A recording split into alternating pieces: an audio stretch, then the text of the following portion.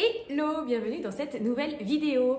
Aujourd'hui, je vous partage mon processus complet pour transformer une idée en projet concret. Que ce soit pour lancer un business, organiser un voyage, réaliser un objectif sportif ou juste même rénover un appart, les étapes restent les mêmes. Donc restez bien avec moi et dites-moi en commentaire quel projet vous souhaitez concrétiser.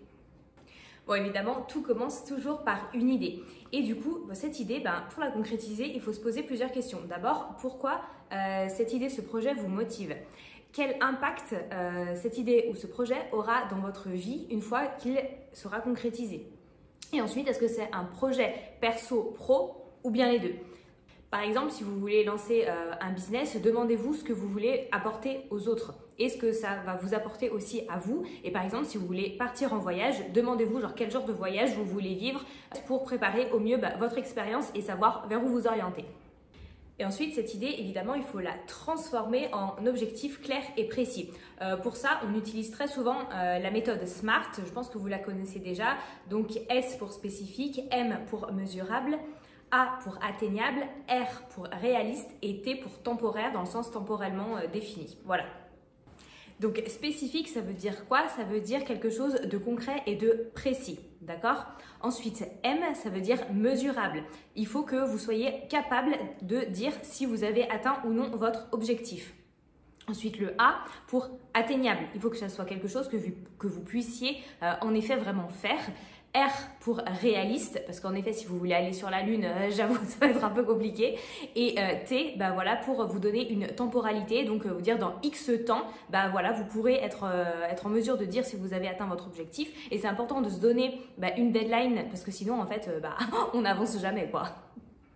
Donc concrètement, un objectif SMART, ça va par exemple être d'aller au tennis une fois par semaine pendant 45 minutes pour être capable dans 6 mois de participer à son premier tournoi. Ensuite, la prochaine étape, c'est justement de construire un plan d'action étape par étape. Parce que l'erreur qu'on fait souvent, en fait, c'est de vouloir tout faire d'un coup et en fait, on se sent submergé, on ne sait pas du tout par où commencer et en fait, ça devient vite la catastrophe.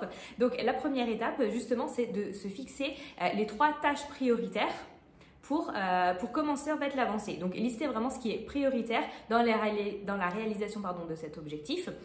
Ensuite, fixez les deadlines, donc étape par étape, dites-vous voilà, il faut qu'avant telle date j'ai fait ça, avant telle date j'ai fait ça, et voilà, donnez-vous vraiment une limite, parce que sinon, si on ne se donne pas de limite, ça peut être quand dans 6 mois, dans 10 ans, dans 20 ans, ou genre jamais aussi. Et pour finir, créer vraiment un suivi en fait, un tableau de visualisation ou un suivi en fait justement de cet objectif où vous puissiez voir justement l'avancée. Donc que ça soit une to-do list, que ce soit un Notion, que ce soit voilà l'outil qui vous plaît le plus. Mais vraiment en fait, il faut que vous puissiez suivre l'avancée du projet et voir en fait ce que vous avez déjà fait et ce qui reste à faire. Donc par exemple, si vous voulez prévoir un très gros voyage, déjà l'étape ça va être une des premières étapes, ça va être de fixer la destination évidemment, de faire le budget parce qu'en fonction du budget que vous n'allez pas pouvoir faire les mêmes choses. Et ensuite réserver vos billets d'avion. Ensuite ça va être voilà voir le trajet que vous allez faire, ce que vous voulez visiter. L'étape ensuite vraiment d'après, ça sera peut-être réserver les logements, etc. Puis ensuite ça va être toute la paperasse, genre peut-être changer de carte de crédit, augmenter vos plafonds, changer de forfait si vous êtes à l'étranger, etc. Vous voyez, en tout cas, faites-vous vraiment une to-do list pour voir l'avancée des projets et surtout ne rien oublier. Et voilà, une fois que vous avez établi votre plan d'action étape par étape, il faut se donner les moyens concrets d'y arriver, d'accord? Parce que c'est bien beau de faire une liste de tâches prioritaires, de suivre l'avancée d'un projet, etc., de se mettre des deadlines, mais encore faut-il vraiment aussi se donner les moyens concrets d'y arriver. Donc pour ça, c'est vous fixer un créneau dans votre emploi du temps dédié à l'avancée du projet, d'accord? Ça va être s'entourer des bonnes personnes, donc si vous avez besoin d'un coach, si vous avez besoin de voir des amis qui sont déjà partis, par exemple dans une destination où vous voulez aller, si vous voulez rénover un appart, voilà, ça va être peut-être demander des conseils à certaines personnes et aussi avoir les ressources nécessaires, d'accord? Que ce soit les ressources financières, les ressources aussi peut-être intellectuelles, c'est-à-dire est-ce que vous avez besoin de vous former pour atteindre votre objectif, parce que peut-être, je ne sais pas, si vous voulez rénover votre maison et que vous ne savez pas voilà, je sais pas appliquer du papier peint ou si vous n'êtes pas super fort, va peut-être falloir que vous regardiez des vidéos, des choses comme ça. Si vous voulez partir à l'étranger, il va peut-être falloir trouver aussi les ressources financières, donc mettre de l'argent de côté, etc., etc. Ensuite, évidemment, vous le savez, la vie n'est pas un long fleuve tranquille et les choses ne se passent jamais vraiment telles qu'on les a prévues. Donc, face aux obstacles, vraiment restez motivé. Si vraiment vous commencez à vouloir tout abandonner, rappelez-vous pourquoi vous avez commencé. Donc d'où l'importance de clarifier pourquoi vous voulez faire votre projet. Si besoin, réadapter en fait vraiment les étapes ou réadapter le plan, restez flexible. Et inspirez-vous des personnes qui l'ont fait avant vous. Voilà, il y a plein de gens qui montrent des transformations physiques de dingue. Il y a plein de gens qui montrent comment ils sont partis en voyage, comment ils ont fait le tour du monde sans forcément compétences particulières. Des gens qui ont monté un business parti de rien et qui réussissent très bien. Donc sachez aussi trouver des contenus qui vous motivent et qui vous inspirent à continuer votre projet et surtout à ne rien lâcher. Et ce qui va faire aussi que vous allez pouvoir aller au bout de votre projet, c'est l'adaptabilité et surtout la persévérance.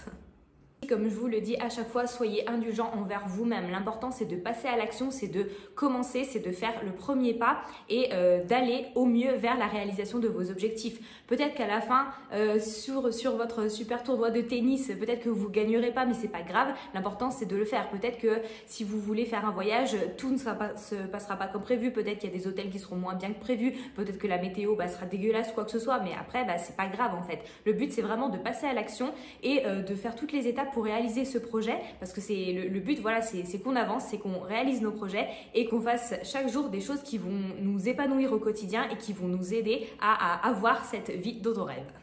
Et voilà, j'espère que cette vidéo vous aura aidé et surtout qu'elle vous permettra de commencer, de faire le premier pas et ensuite toutes les étapes nécessaires pour réaliser le projet justement que vous avez en tête en ce moment. Donc comme d'habitude, abonnez-vous si ce n'est pas déjà fait, mettez-moi un like et mettez-moi un petit commentaire le projet sur lequel vous travaillez en ce moment. Merci beaucoup d'avoir regardé et je vous dis à lundi prochain pour une nouvelle vidéo. Ciao!